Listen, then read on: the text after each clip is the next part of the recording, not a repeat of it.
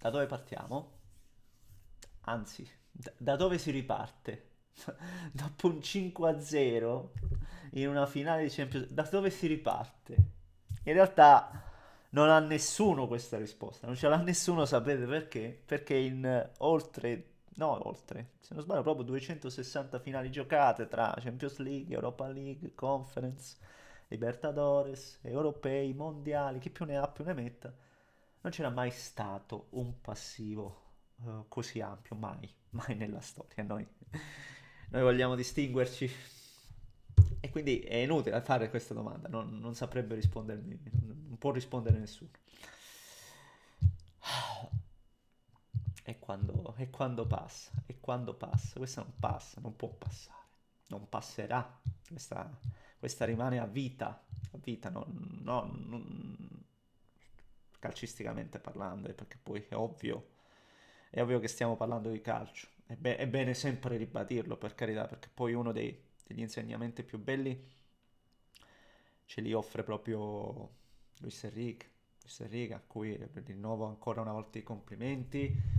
Luis Enrique, a cui la vita ha tolto veramente il bene più prezioso. Io lo dico e lo sto dicendo, non posso saperlo. Non posso saperlo. Eppure questo signore ha avuto una forza incredibile e da come ogni volta tratta l'argomento che sarebbe spinoso per chiunque, no? Solo il fatto per rivivere alcune situazioni, lui tratta l'argomento e ti fa capire che lui la vita l'ha capita, perché alcune cose o veramente ti tramortiscono o riesci, no, a capirne il senso. E lui anche con la risposta di ieri che ti dice ci sono due cose certe, che poi è vivere, c'è la vita, c'è la morte e poi tutto il resto è questionabile. Cioè, cose semplici magari, ma riassumono tutto. E quindi nella miriade di cose negative che mi porto dalla sconfitta di ieri, invece c'è questa che è sicuramente la più bella, il fatto che questo signore qui forse anche con questi valori che è riuscito a trasmettere alla sua squadra, perché c'è il marchio di Luis Enrique nella vittoria di ieri e nel cammino del PSG, di come l'ha praticamente ribaltata questa squadra, togliendo le cosiddette prime donne, un gruppo giovane e leggero. C'è tutto Luis Enrique nella vittoria del Paris Saint-Germain di ieri, in questo coronamento. E bravi loro, non c'è stata partita. È inutile che riparlo della partita perché la partita, come la inquadri, non c'è un aspetto in cui tu dici sei stato alla pari. Zero, cioè tecnicamente, tatticamente, approccio, personalità, qualità individuale, qualità collettiva. Non c'è un aspetto. Non c'è, mai come ieri il risultato è più giusto. Un 5-0 secco, la manita e riassume quello che abbiamo visto. Una squadra dominante e l'altra che praticamente è rimasta a vedere e che non era forse neanche capace di, non lo so, non è stata capace in alcun modo neanche di reagire, zero. Ha dovuto subire dal primo all'ultimo minuto. Eh, però io un grazie lo devo dire anche alla mia squadra, sapete perché? Perché la mia squadra è andata oltre a quello che poteva dare. È andata, no ieri, per carità, ieri no, perché ecco, se ci fermiamo a ieri, di ieri non salvi niente, niente nessuno, però se analizziamo il fatto che l'Inter non è di quel livello, cioè dobbiamo partire da questo, e non lo voglio dire per sminchiare la squadra, ma l'Inter non è di quel livello, non siamo non siamo a livello di Paris Saint-Germain, di Bayern Monaco, di Barcellona, non siamo a livello di queste top europee. Non lo siamo per investimenti, per monte ingaggi, per valore dei giocatori e per potenziale in rosa. Non lo siamo, è inutile, non prendiamoci. Se non partiamo da questo, li trattiamo male i nostri giocatori. Perché diciamo, cavolo, no, li andiamo a trattare male. Invece no, noi dobbiamo partire dal fatto che sti ragazzi hanno fatto anche oltre quello che potevano. Anche oltre, perché il cammino, ripeto, fino alla finale è stato qualcosa di grandioso e che è andato oltre le aspettative. Io questo voglio dire perché se no non veramente si parte con Inzaghi non capisce niente di pallone. Quando, quando ti ha portato, ripeto, 2 volte in finale di Champions League con una squadra normale, ragazzi. Normale, perché io su sto punto eh, forse non l'ho mai rimarcato e non l'ho mai rimarcato come oggi, ma oggi lo voglio dire, perché se no veramente valutiamo tutto negativo. Valutiamo tutto negativo. Ma io parto da un esempio anche specifico. Il miglior giocatore dell'Inter quest'anno. Perlomeno certamente nel 2025. Dumfries. Dumfries. Senza se, senza ma. Giusto? Dumfries non è Hakimi. Dumfries non è Hakimi. Hakimi che ci ha permesso tra l'altro di ribilanciare, no, il bilancio totalmente rosso in questi 4 anni e ce ne sono state cessioni. Ma perché Dumfries però nel contesto Inter, in un'impalcatura tattica funzionante, nelle rotazioni, il fatto che lo sgancio, il fatto che può essere quello che poi attacca e te lo trovi in aria e sfrutta la sua mole fisica e lo metti a livello, col lavoro, lo metti a livello di Hakimi, ce lo metti perché c'è un lavoro dietro, c'è un lavoro e c'è il direttore d'orchestra che funziona. Quindi io ribadisco che se c'è una figura da cui ripartire è Simone Inzaghi, ragazzi. Io lo voglio dire mai come oggi, mai dopo un 5-0 mi sarei figurato di dirlo. Mai Simone Inzaghi. E la cosa che mi fa imbestialire, vado a leggere un po' la gazzetta, il peggiore di tutti, Inzaghi, 3. Tutti gli altri una valangata di 4. E forse proprio Dumfries, ancora una volta ribadisco, Dumfries si becca il 5 perché forse davvero, forse, e dico davvero, forse è stato il meno peggio, forse, perché ieri poi è inutile stare lì a parlare dei giocatori, uno perché sono stati tutti veramente, tutti allo stesso livello. E stavo facendo questo discorso dove volevo arrivare. Ah, Inzaghi 3 e nel 3 c'è anche e soprattutto i cambi imbarazzanti. Andiamo a svelare un altro arcano. I cambi imbarazzanti. Ma in tanti dicono, ma perché non ha giocato Frattesi? Perché non ha messo Frattesi? Ma ragazzi, ma se non sei mai arrivato in porta, non sei mai arrivato in porta, ma che lo metti a fare Frattesi? Frattesi ti serve a quello, Frattesi ti serve negli inserimenti perché se la palla arriva in aria è l'uomo in più. Ma tu non ci sei mai arrivato in porta.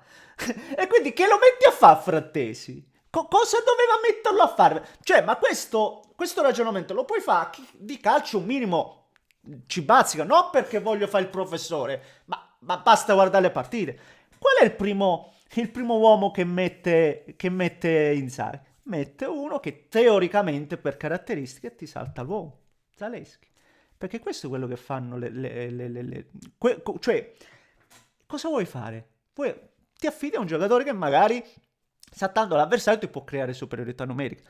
E di questi giocatori qua, stranamente, ne sono muniti Paris Saint-Germain, Barcellona, Bayern Monaco, Arsenal stesso, Liverpool, qualsiasi squadra top europee, top dei propri campionati, ha questi giocatori qua. L'Inter no! L'Inter no! L'Inter no! Da anni. E Inzaghi, senza avere giocatori fondamentali in questo calcio moderno, Inzaghi ti è arrivato 2 volte in finale di Champions. Cioè, per me è un fuoriclasse assoluto.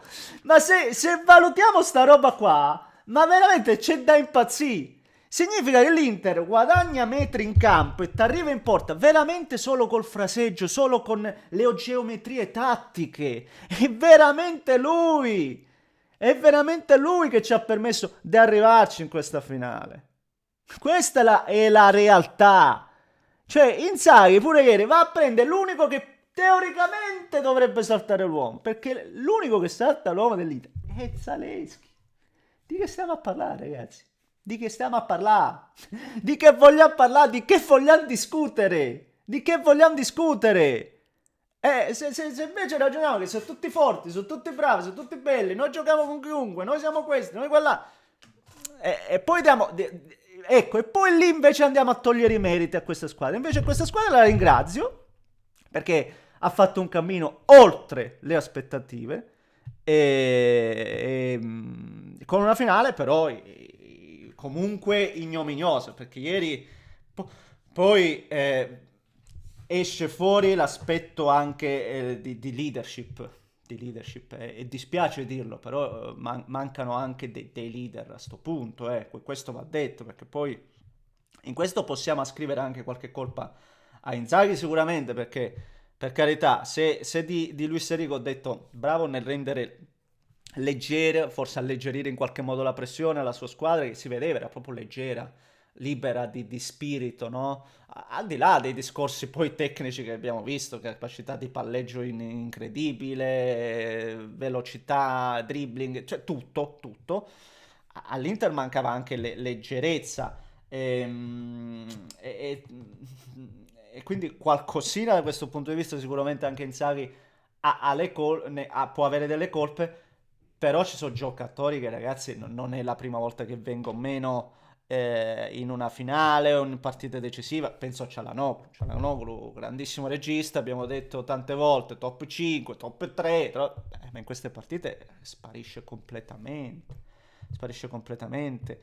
Ieri non puoi salvare neanche gente esperta come Mkhitaryan, forse lo stesso, no, lo stesso Acerbi, cioè se c'era un aspetto in cui pensavamo di essere superiori era l'esperienza, e invece non, francamente no, francamente non lo siamo stati neanche in questo.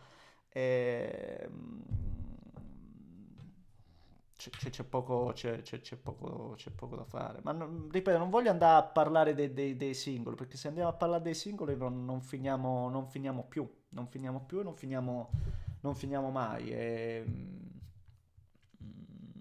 Non lo so e ripeto, mi sono piaciute le dichiarazioni di Marotta che mai quanto ieri ha confermato Inzaghi dicendo no, non cambia niente, nel senso che noi vogliamo parlare con l'allenatore per provare non dico a trattenerlo, ma a rinnovarlo perché non ci piace andare con l'allenatore in scadenza e quindi ci saranno discorsi in tal senso e ha ribadito di questi 4 anni tanti meriti, anzi forse i meriti principali, lo ha detto chiaramente, vanno proprio a Inzaghi e sotto questo aspetto sono rinfrancato, ma da Marotta, cioè è l'eccellenza, Marotta è l'eccellenza del motivo per cui poi l'Inter, nonostante i bilanci in rosso, nonostante il fatto degli investimenti, è stato capace di creare una squadra che ti ha portato 2 volte in finale. Lui, Marotta, ne ha perse 4, ragazzi. Ha perso le due Champions con la Juventus e adesso altre 2 con l'Inter. È incredibile questa aspetta. E in tanti magari gli daranno anche del perdente perché ci sono i risultatisti, per carità. Io invece voglio dire che Marotta è uno di quelli che anche con meno armi a disposizione ti porta comunque a delle cavalcate incredibili. E, mm, e niente, questo è ragazzi, questo è. Non lo so che altro aggiungere, di cui altro parlare, francamente. Perché se parla dalla partita è inutile parlare, perché la partita si commenta da sola.